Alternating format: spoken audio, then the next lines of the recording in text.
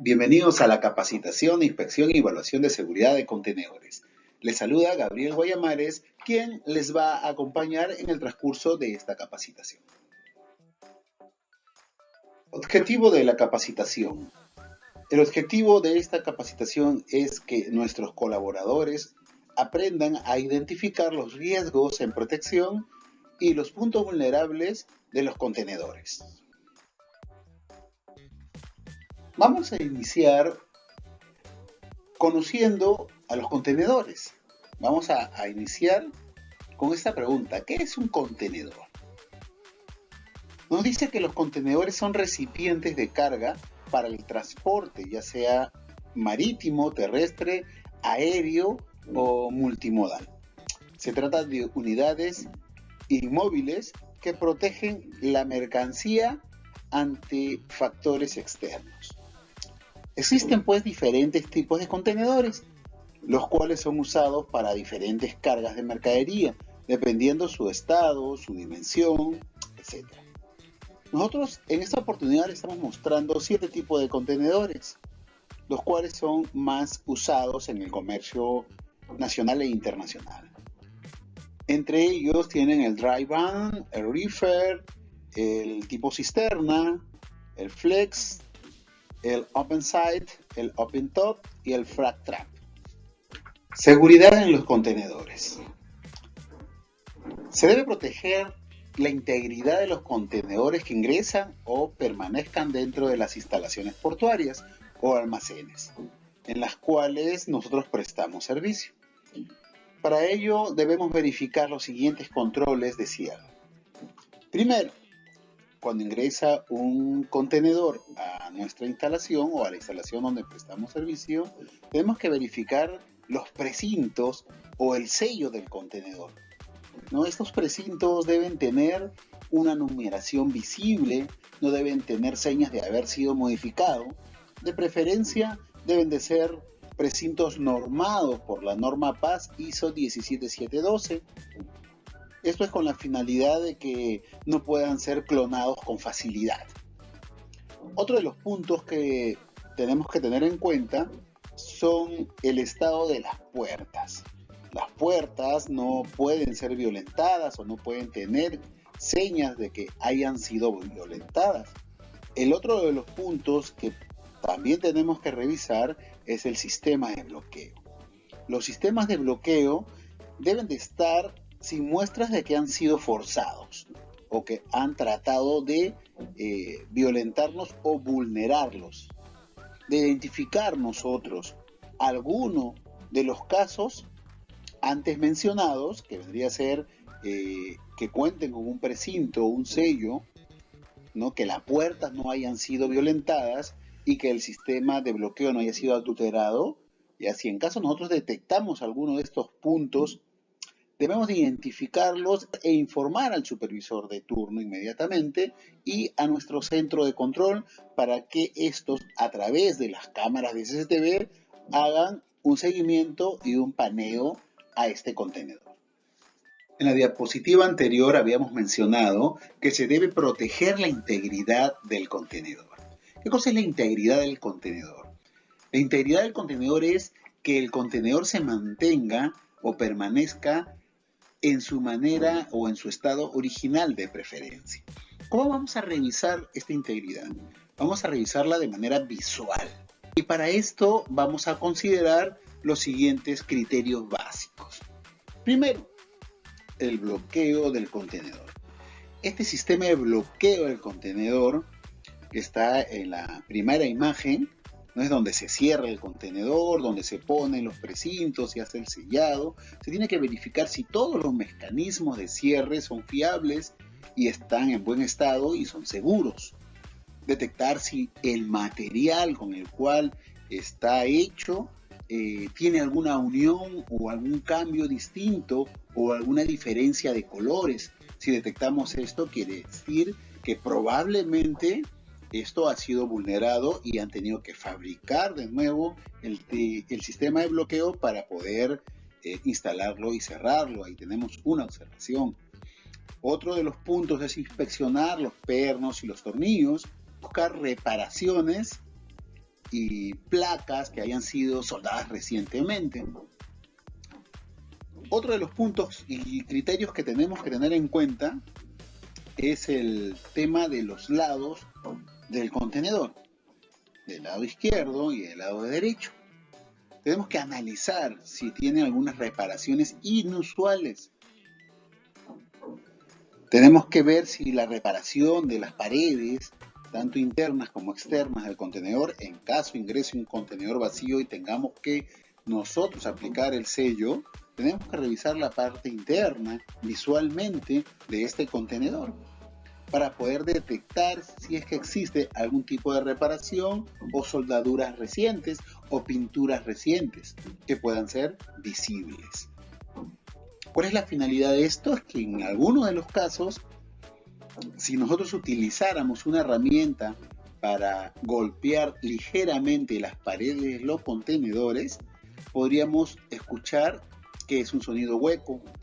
Pero si en este tipo de reparaciones o soldaduras golpeamos con esta herramienta y escuchamos que no hay un sonido hueco, es muy probable que ese contenedor haya sido preñado con alguna sustancia o algún material prohibido que quiere ser pasado hacia otro país, quiere ser llevado hacia otro país. Otro de los criterios que vamos a revisar es la parte frontal y trasera del contenedor, ¿sí? Esto es donde está el tema del sistema de los bloqueos, el sistema de bloqueos del contenedor. Como ya habíamos comentado, tiene que ser revisado y que no cambien de color la estructura de estos bloqueos. También en la parte de las puertas, a la hora que se cierra el contenedor, tenemos unos separadores de Hebe, que estos también, si se muestra alguna diferencia de color o cortes en toda su longitud, podríamos de repente definir de cierta forma que esto ha sido vulnerado y ha sido trabajado de tal forma para poder colocar un reemplazo después de haber sido violentado. Entonces tenemos que tener eso en consideración. Tenemos que tener en consideración también los orificios de ventilación y definitivamente con una herramienta golpear suavemente la pared frontal y trasera para escuchar pues que exista un sonido hueco, ¿no? Un sonido que indique que es un material o una pared hueca. Si es lo contrario, definitivamente esto ha sido preñado o se ha agregado, se le ha metido algún producto o alguna sustancia alucinógena, en este caso narcotráfico, para poder trasladarlo hacia el extranjero y hacer una especie de contrabando y narcotráfico, ¿no? Tenemos también otro criterio que es la revisión del techo del contenedor, que definitivamente eso va a ser un poco más complicado de poder identificarlo si nosotros estamos en el piso, pero sí podríamos, en el caso de que tengamos la duda, pedir el soporte de SCTV para que hagan un paneo al techo del contenedor y puedan revisar y verificar y esclarecer nuestra duda en este caso. Otro de los puntos que también vamos a ver y les vamos a explicar es cómo revisar el piso del contenedor. Vamos a suponer que hemos recibido un contenedor vacío y nosotros tenemos que hacer una verificación interna y tenemos que presentarlo, ¿correcto? Como primer punto, vamos a revisar lo que ya habíamos comentado antes, los lados del contenedor, que no haya pinturas frescas, soldaduras recientes, malas formaciones en las paredes. Todo eso nos lleva a dudar de la integridad del contenedor. En el caso del suelo, el suelo tiene que ser plano, no debe tener enmendaduras ni escalones. Todo tiene que ser completamente plano. No tiene que haber diferencias de altura en todo el largo del piso, a diferentes niveles. Y tenemos que revisar que haya reparaciones recientes, inusuales, ¿no? Algo que nos haga o que nos llame la atención.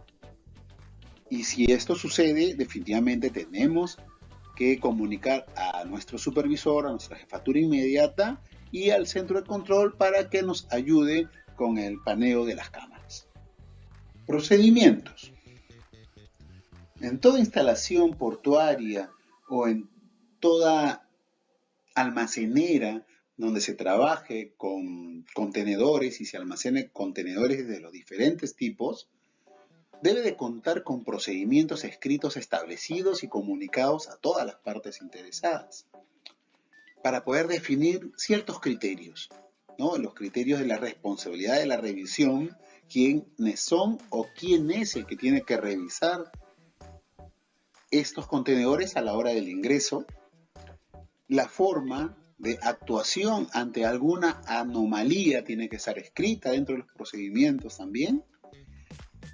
Y un punto muy importante es quién da la autorización, tanto del bloqueo como del ingreso, quién autoriza el ingreso o quién autoriza un bloqueo del contenedor para que éste no ingrese a la instalación o a la organización donde nosotros estamos prestando servicio.